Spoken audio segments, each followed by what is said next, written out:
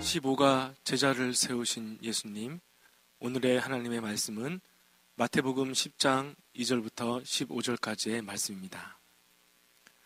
하나님은 항상 그의 협력자를 선택하셨습니다.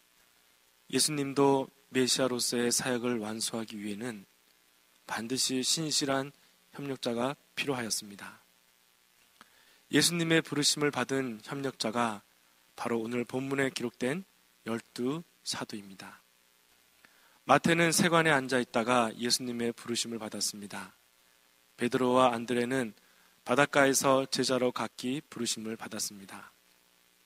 제자들을 부르시는 장면에서 깨닫게 되는 것은 제자들이 예수님을 택한 것이 아니고 예수님께서 그들을 택하셨다는 것입니다. 예수님이 선택하신 제자들은 비범한 사람들이 아니었습니다. 다시 말해 모두 평범한 사람들이었다는 것입니다.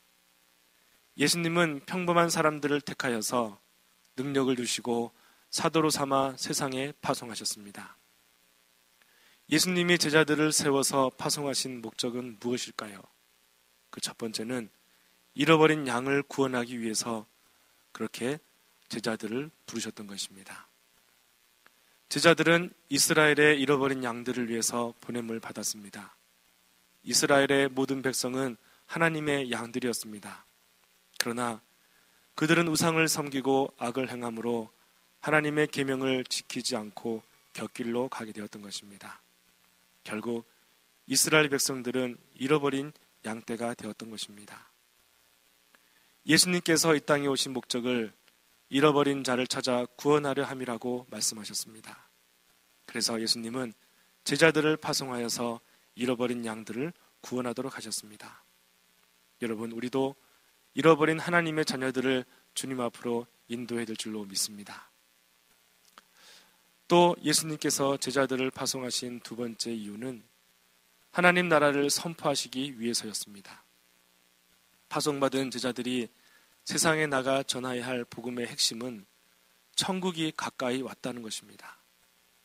세례 요한도 예수님도 회개하라 천국이 가까이 왔느니라 먼저 천국 복음의 말씀을 전하셨던 것입니다.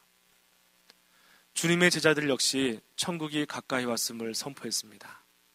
우리가 세상 가운데 나가 선포해야 할 복음 역시 다른 것이 아닌 하나님 나라가 가까웠으니 회개하고 복음을 믿으라고 하는 천국 복음인 것입니다.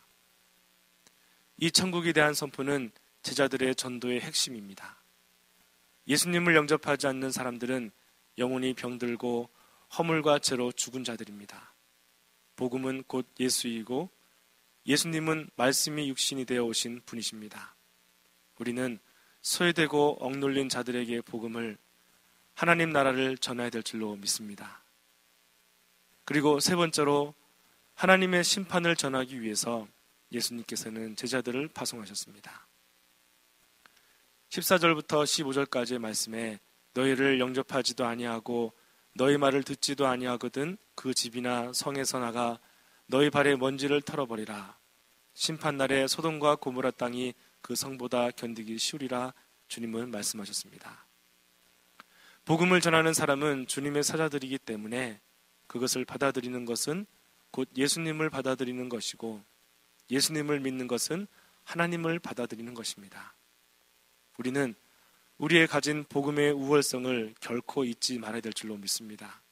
복음이 사람을 살리는 하나님의 능력이라는 사실을 꼭 기억하셔야 됩니다. 복음을 전하는 사람들로서 긍지와 자부심을 그래서 잃어서는 안 됩니다. 복음은 양면성이 있습니다. 믿고 영접하는 사람은 영생을 얻고 믿지 않는 사람은 영원한 형벌을 받습니다. 그러므로 담대히 복음을 전해야 될 줄로 믿습니다.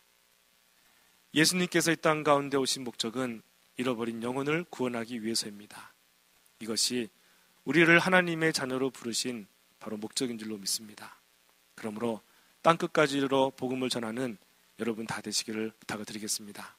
그러나 복음을 영접하지 않으면 발에 먼지를 털어버리라고 했습니다. 우리는 전도자의 자존감도 잃지 않고 힘써 복음을 전해야 될 줄로 믿습니다.